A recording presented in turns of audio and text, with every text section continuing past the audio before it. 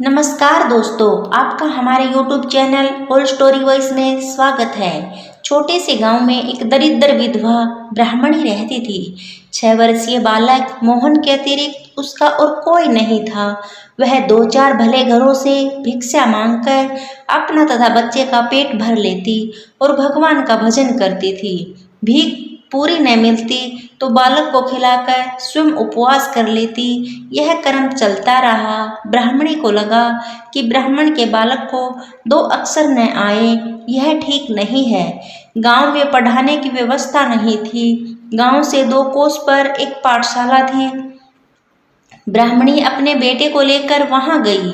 उसकी दरिद्रता तथा रोने पर दया करके वहां के अध्यापक ने बच्चे को पढ़ाना स्वीकार कर लिया। वहां पढ़ने वाले छात्र गुरु के घर में रहते थे, किंतु ब्राह्मणी का पुत्र मोहन अभी बहुत छोटा था और ब्राह्मणी को भी अपने पुत्र को देखे बिना चैन नहीं पड़ता था। अतः मोहन नित्य पढ़ने जाता और सायंकाल घर लौट आता। उसको विद्या प्राप्ति के लिए दिन प्रतिदिन 4 कोस चलना पड़ता। मार्ग में कुछ दूर जंगल था। शाम को अंधेरे में लौटने में अंधेरा होने लगता था। उस जंगल में मोहन को डर लगता था। एक दिन गुरुजी ने यहाँ कोई उत्सव किया था। मोहन को अधिक देर हो गई और जब वह घर लौटने लगा रात्रि हो गई थी। अंधेरी रात, जंगली जानवरों की आवाज़ों से बालक मोहन भय से थर थर कांपने लगा। ब्राह्मणी भी देर होने के कारण बच्चे को ढूंढने निकली थी। किसी प्रकार अपने पुत्र को वह घर ले आई। मोहन ने सरलता से कहा, माँ, दूसरे लड़कों को साथ ले जाने तो उसके नौकर आते हैं, किंतु मुझे जंगल में आज बहुत डर लगा। तू मेरे लिए भी एक नौकर रख दे। बेचारी ब्राह्मणी रोने लगी। उसके पास इतना पैसा कहाँ कि नौकर रख सके। माता को रोते देख मोहन ने कहा, माँ, तू रो मत, क्या हमारा और कोई नहीं है? ब्राह्मणी क्या उत्तर दे? उसका हृदय व्यथा से भर गया। उसने कहा, बेटा, गोपाल को छोड़कर और कोई हमारा नहीं है। बच्चे की समझ में इतनी ही बात आई कि कोई गोपाल उसका है। उसने पूछा, गोपाल कौन? वे क्या लगते हैं? मेरे और कहाँ रहते हैं? ब्राह्मणी ने सरल भाव से कहा, वे तुम्हारे भाई लगते हैं, सभी जगह रहते हैं, परंतु आसानी से नहीं दिखते। संसार में ऐसा कौन सा स्थान है जहाँ वे नहीं रहते? लेकिन उनको तो देखना ध्रुव ने देखा था। ध्रुव ने, प्रहलाद ने और गोकुल के गोपों ने। बालक को तो अपने गोपाल भाई को जानना था। वह पूछने लगा, गोपाल मुझसे छोटे हैं या बड़े? अपने घर आते हैं या नहीं? माता ने उसे बताया, तुमसे वे बड़े हैं और घर भी आते हैं, पर हम लोग उन्हें देख नहीं सकते। जो उनको पाने के लिए व्याकुल होता है, उसी के पुकारने पर वे उसके पास आते हैं। मोहन ने कहा, जंगल में आते समय मुझे बड़ा डर लगता है। मैं उस समय खूब व्याकुल हो जाता हूँ। वहाँ पुकारूं तो क्या गोपाल भाई आएंगे? माँ ने कहा, तू विश्वास के साथ पुकारेगा तो अवश्य आएंगे। मोहन की समझ में इतनी बात आई कि जंगल में अब डरने की जरूरत नहीं है। डर लगने पर मैं व्याकुल होकर पुकारूंगा तो मेरा गोपाल भाई वहां आ जाएगा। दूसरे दिन पाठशाला से लौटते समय जब वह वन में पहुंचा, उसे डर लगा। उसने पुकारा, गोपाल भाई, तुम कहाँ हो? मुझे यहाँ डर लगता है, मैं व्याकुल हो रहा हूँ। गोपाल भाई, जो दीन बंधु हैं, दीनों के पुकारने पर वह कैसे नहीं बोलेंगे? मोहन को बड़ा ही मधुर स्वर सुनाई पड़ा, भैया, तू डर मत, मैं यहाँ हूँ। यह स्वर सुनते ही मोहन का भय भाग गया। थोड़ी दूर चलते ही उसने देखा कि एक बहुत ही सुंदर ग्वालवाल उसके पास आ गया। वह हाथ पकड़कर बातचीत करने लगा, साथ साथ चलने लगा। वन की सीमा तक वह पहुंचाकर लौट गया। गोपाल भाई को पाकर मोहन का भय जाता रहा।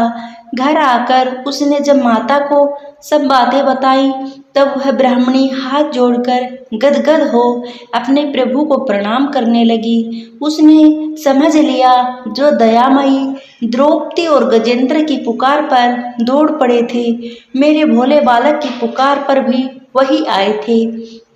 ऐसा ही नित्य होने लगा। एक दिन उसके गुरुजी के पिता का श्राद्ध होने लगा।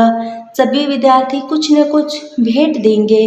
गुरुजी सबसे कुछ लाने को कह रहे थे।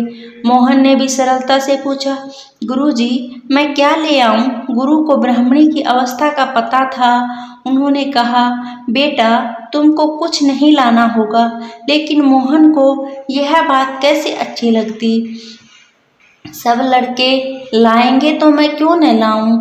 उसके हट को देखकर गुरुजी ने कह दिया, अच्छा तुम एक लोटा दूध ले आना। घर जाकर मोहन ने माताजी से गुरुजी के पिता के श्राद्ध की बात कही और यह भी कहा, मुझे एक लोटा दूध ले जाने की आज्ञा मिली है। ब्राह्मणी के घर में था क्या जो वह दूध ला देती। मांगने पर भी उसे दूध कौन देता। लेकिन मोहन ठहरा बालक, वह रोने लगा। अतः माँ ने उसे समझाया, तो गोपाल भाई से दूध मांग लेना, वे अवश्य प्रबंध कर देंगे।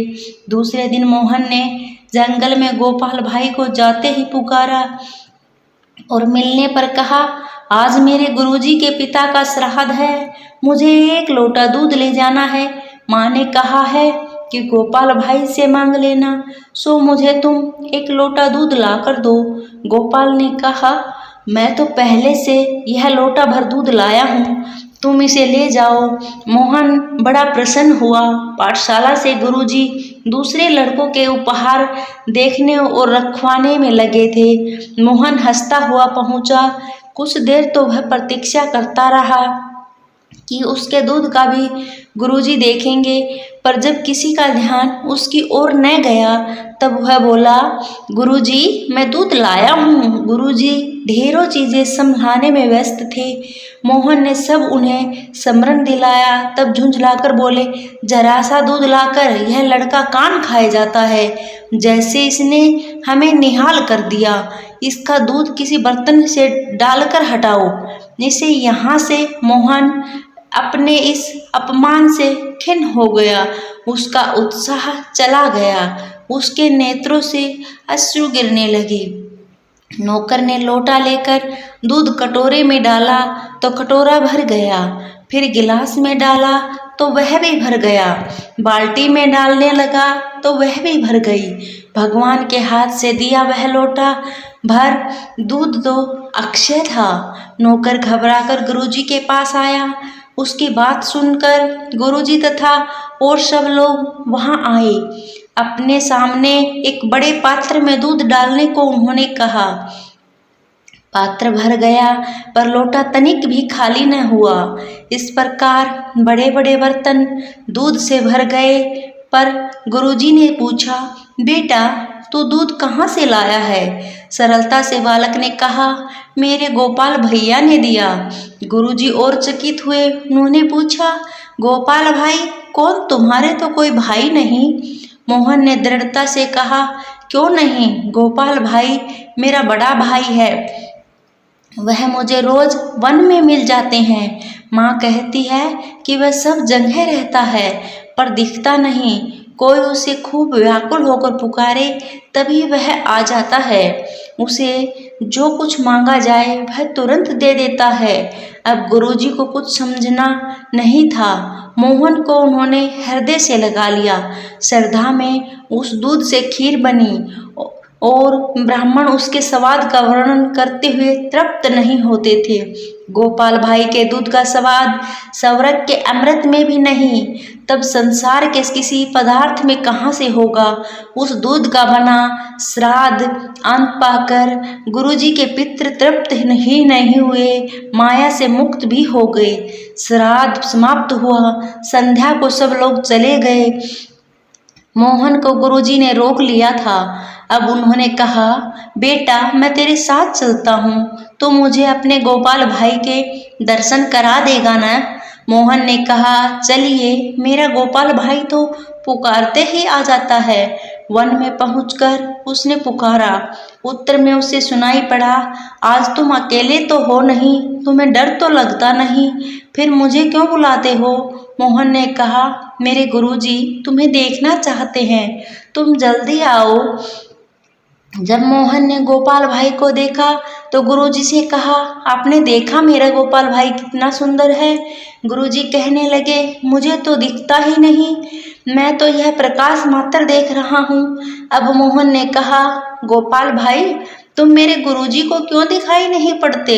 उत्तर मिला, तुम्हारी बात दूसरी है, तुम्हारा अंतकरण शुद्ध है, तुम में सरल विश्वास है, अतः मैं तुम्हारे पास आता हूँ। तुम्हारे गुरुदेव को जो प्रकाश दिख गया उसके लिए वही बहुत है, उनका इतने से ही कल्याण हो जाएगा। उस अमृत भरे स्वर को सुनकर गुरुदेव का हृदय गदगद हो गया। उनको अपने हृदय में भगवान के दर्शन हुए, भगवान की उन्होंने स्तुति की। कुछ देर में जब भगवान अंतर्ध्यान हो गए तब मोहन को साथ लेकर वे उसके घर आए और वहां पहुंचकर उसके नेत्र भी धन्य हो गए। गोपाल भाई उस ब्राह्मणी की गोद में बैठे थे और माता के नेत्रों से अश्रुधारा उसकी काली धराली पलकों को भिगो रही थी। माता को शरीर की शुद्ध ही नहीं थी। जय श्री राधे, जय श्री राधे, जय श्री मोहन।